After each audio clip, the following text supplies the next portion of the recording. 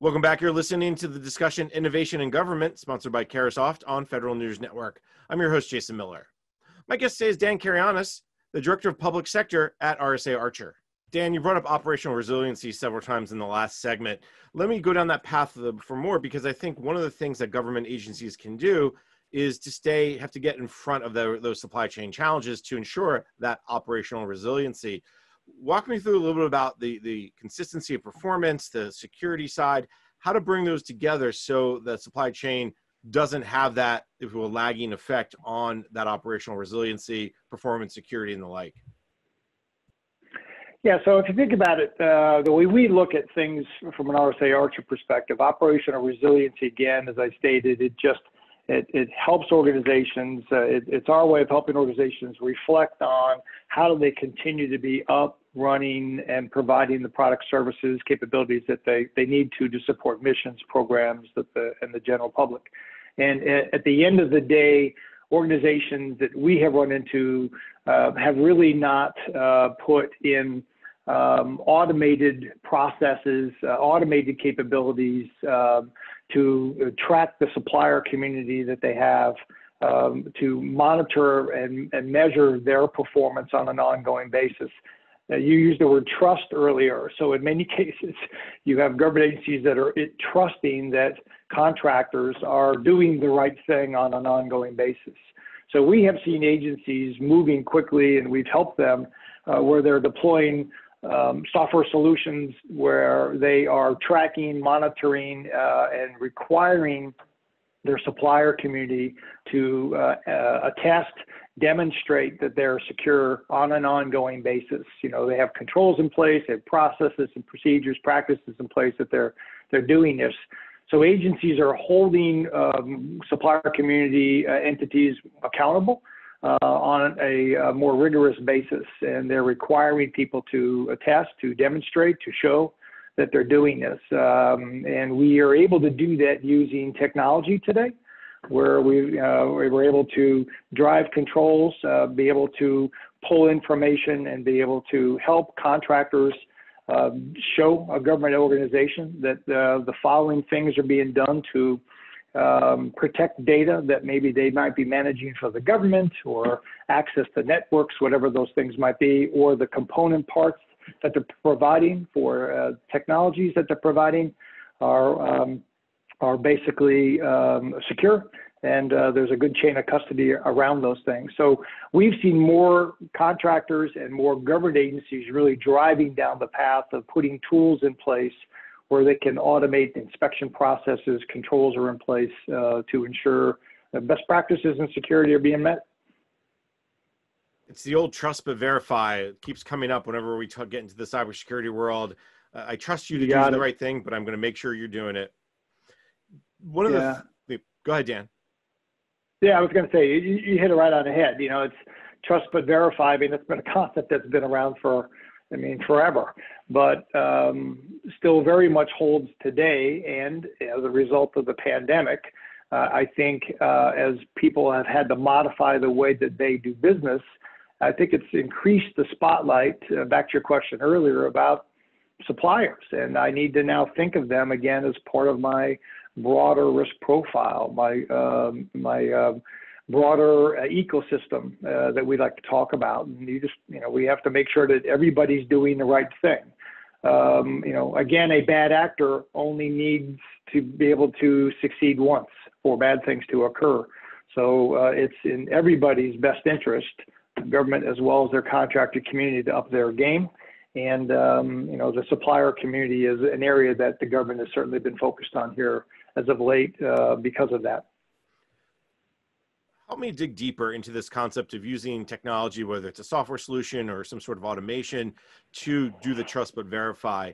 Is it a matter of what would go into it, generally speaking? I know every agency is different and every supplier is different, but maybe give me a high-level view in case if one of our listeners is going, yeah, that sounds great, but it's impossible to do, or there's no way I can automate something that complicated.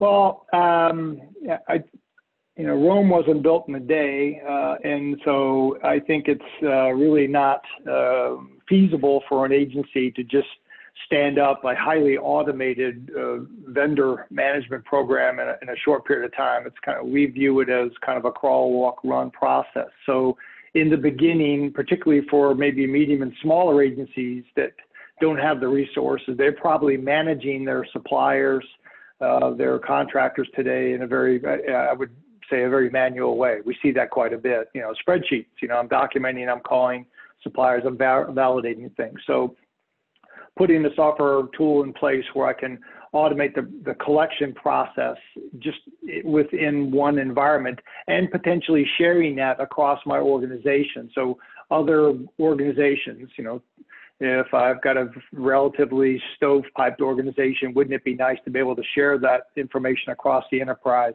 about an individual supplier? So just establishing a supplier catalog is a basic start. From there, I could evolve to, I am now maybe requiring those contractors to provide me information, maybe from automated tools, vulnerability scan tools, whatever that might be. I want to bring that information in, and I want to be able to highlight that, document that, and attach that, if you will, to that particular vendor. We've seen organizations that have leveraged, or we have a vendor portal. So we have contractors today that have to go into a portal environment where they're adding all this information, providing whatever documentation the government's requiring, scan data, et cetera. And the government agency can access that portal, bring that in so they can assess those vendors. In particular, when I'm about to bring on new vendors. Another area that we have seen where people have leveraged or technologies and capabilities is independent virtual assessments. So there are technologies and capabilities out there today to perform independent vulnerability assessments of a third-party contractor. And how secure are they from a public-facing perspective? So there are a lot of different things that we have seen organizations do where they're starting to leverage technologies and tools, but it's an evolutionary thing, to be totally honest with you, Jason. I mean, it's a crawl, walk, run process, but we have seen many government agencies, we've helped many government agencies really kind of get down that path pretty fast. Do you get a sense of where the government is as compared to maybe the private sector? Are they both in the crawl stage? Are they getting toward the run stage?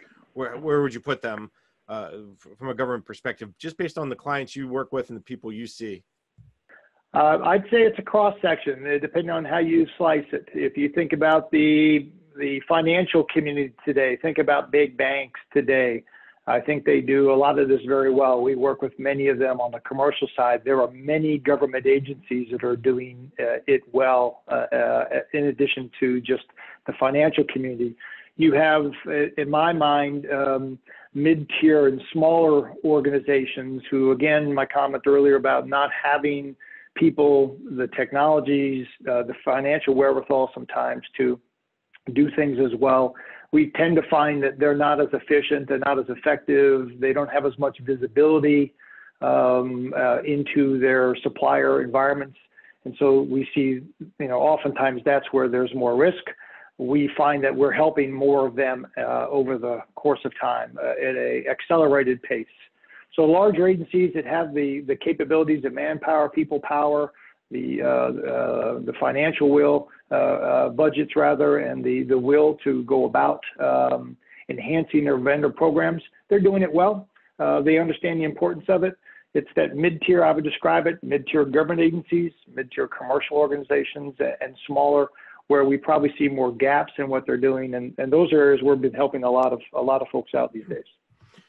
Do you get a sense that this focus from the government over the last, again, 18 months or so is starting to impact the way the commercial world is thinking, operating, looking at supply chain risk? 100%. I mean, just back to the conversation we had earlier briefly about CMMC, that is absolutely, in my mind, really causing commercial organizations. It's starting with the defense industrial base, but it's like throwing a pebble into a pond, and the ripple effect.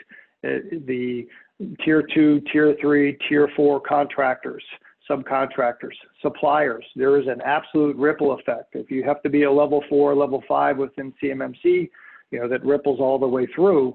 So we're seeing more commercial market looking at what the government is doing in this particular area. And again, legitimately, it's the folks that are doing business with the government every day. But that's expanded many organizations thinking about how do they and how should they be doing that on an ongoing basis themselves. So NIST itself has been doing a lot of work in this area. I have a study they're about to kick off around supply chain. And they drive those best practices and standards out into the public, the commercial marketplace as well. So the government's doing a lot of good here in terms of taking care of themselves and the way they think about supply chain. And I absolutely see a ripple effect in the commercial market space as well. And it will continue, as you said, NIST in that study. It's something we'll be very interested in seeing as well. Dan, we're just about out of time. Before I let you go, well, give me a couple recommendations for large and or small agencies in terms of how they should manage their supply chain. What are a couple potholes to avoid? What are a couple of best practices you've seen over the last a few years? So I think first and foremost, it's again, the realization, the acknowledgement that your contractors and your supplier community is an integral part of your ongoing operations. And, quite candidly, over the last 5, 10, 15, 20 years, depending on the agency, in many cases has expanded its importance as it supports that agency's ongoing operations. So really understanding that, embracing that, that they are an extension of your operational risk profile, and you need to account for that on an ongoing basis. Whether you're a large agency, medium-sized, smaller entity, just understanding the impact that the contractor and supplier community has to your agency, and understand and embrace the fact that they are a part of your operational risk profile. Second, agencies, I do believe, need to work harder to leverage technology to track, monitor their extended ecosystem. I think many agencies have moved beyond, but there are still some that do a lot of this in a very manual way. And so leveraging technologies that are out there so they can automate just the categorization of their partners and their contractors, their suppliers, and then taking it to the next level of not only categorizing all that, but now how am I monitoring that on an ongoing basis each and every day, and sharing that information across my organization. So we're leveraging best practices. We have we have contractors that are doing the same, and I'm enhancing the agency's capability while reducing risk. I mentioned a minute ago things like a vendor portal or independent assessments. So there are a lot of capabilities out there today where agencies can employ other tools where they can in fact assess in a very independent, anonymous way their vendors, their contractors, their suppliers.